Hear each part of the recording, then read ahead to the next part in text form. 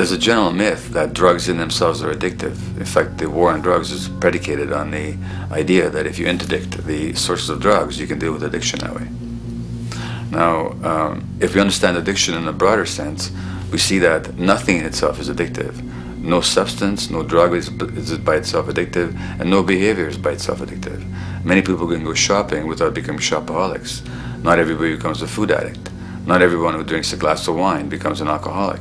So the real issue is what makes people susceptible, because it's the combination of a susceptible individual and the potentially addictive substance or behavior that actually then makes for the full flowering of addiction. In short, it's not the drug that's addictive, it's the question of the susceptibility of the individual to being addicted to a particular substance or behavior. If we wish to understand what then makes some people susceptible, we actually have to look at their life experience. The old idea, although it's old, but it's still broadly held, that addictions are due to some genetic cause is simply scientifically untenable. What the case is actually is that certain life experiences make people susceptible. Life experiences that not only shape the person's personality and psychological needs, but also their very brains in certain ways. And that process begins in utero.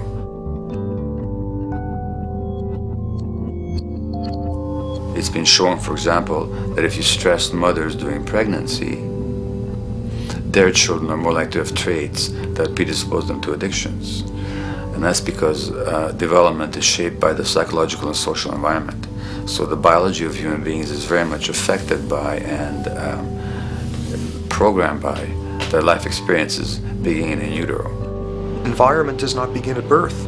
Environment begins as soon as you have an environment. As soon as you are a fetus, you are subject to whatever information is coming through mom's circulations, hormones, levels of nutrients. Great landmark example of this, something called the Dutch hunger winter. 1944, Nazis occupying Holland. For a bunch of reasons, they decide to take all the food and divert it to Germany. For 3 months, everybody there is starving. Tens of thousands of people starve to death. What the Dutch hunger winter effect is, if you were a second or third trimester fetus during the starvation, your body learned something very unique during that time. As it turns out, second, third trimester, something that your body is going about trying to learn about the environment is, well, how menacing of a place is it out there? How plentiful? How much nutrients am I getting by way of mom's circulation? Be a fetus who is starving during that time, and your body programs forever after to be really, really, really stingy with your sugar and fat, and what you do is you store every bit of it. Be a Dutch hunger winter fetus, and half a century later, everything else being equal, you are more likely to have high blood pressure, obesity, or metabolic syndrome. That is environment coming in a very unexpected place.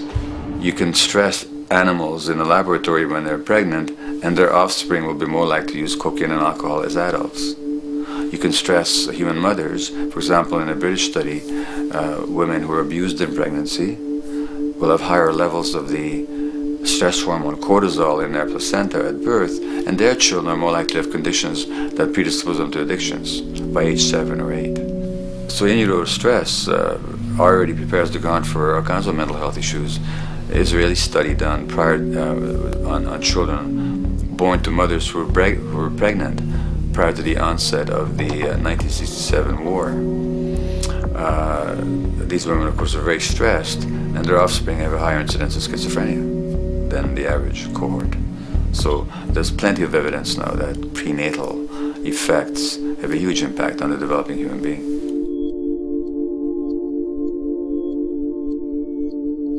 The point about human development, and specifically human brain development, is that it occurs mostly under the impact of the environment and mostly after birth.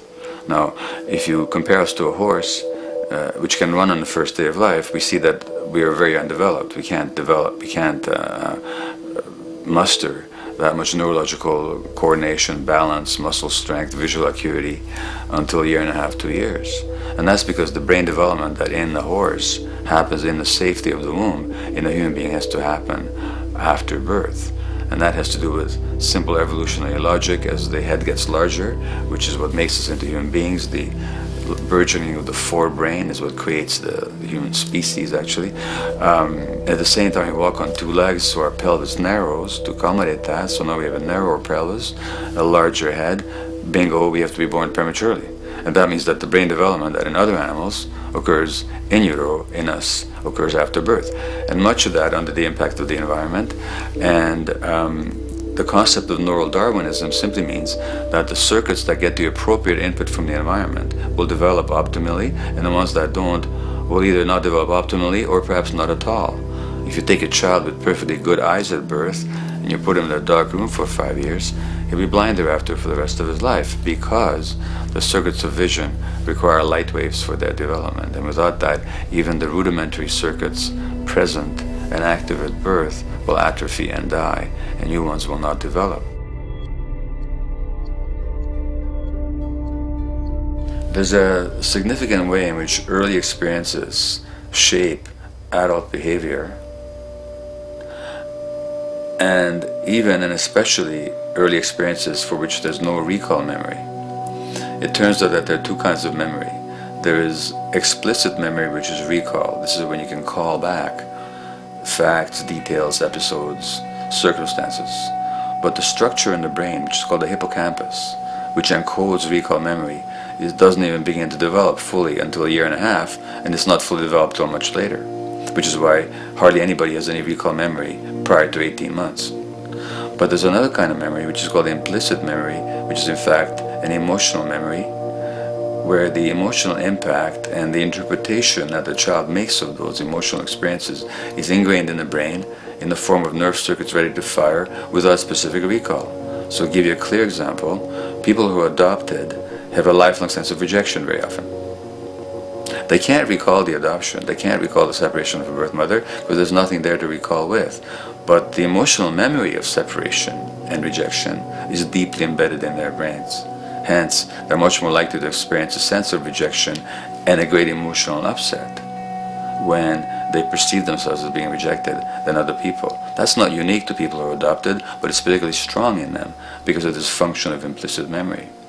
People who are addicted, given that they, according to all the research literature, certainly in my experience, the hardcore addicts virtually were all significantly abused as children or suffered severe emotional loss. Their emotional or implicit memories are those of a world that's not safe and not helpful, caregivers who are not to be trusted, and relationships that are not safe enough to open up to vulnerably.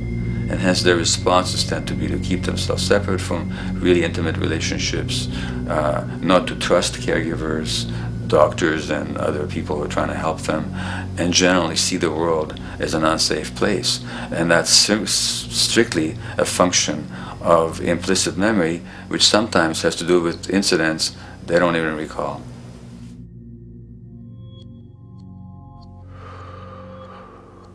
Infants who are born premature are often in incubators and various types of gadgetry and machinery for weeks and perhaps months. It's now known that if these children are touched and stroked on the back for just 10 minutes a day, that promotes their brain development. So human touch is essential for development. And in fact, infants who are never picked up will actually die. That's how much of a fundamental need being held is to human beings. In our society, there's an unfortunate tendency to tell parents not to pick up their kids, not to hold them, not to pick up babies who are crying for fear of spoiling them, or to encourage them to sleep through the night. You don't pick them up, which is just the opposite of what the child needs. And these children might go back to sleep because they give up and their brains just shut down as a way of defending against the vulnerability of being abandoned really by their parents. But their implicit memories will be that of a world that doesn't give a damn. A lot of these differences are structured very early in life. In a way, if you like, the parental experience of adversity, how tough life is or how easy it is passed on to children, whether through maternal depression or parents being bad-tempered with their kids because they've had a hard day or just being too tired at the end of the day. And these have very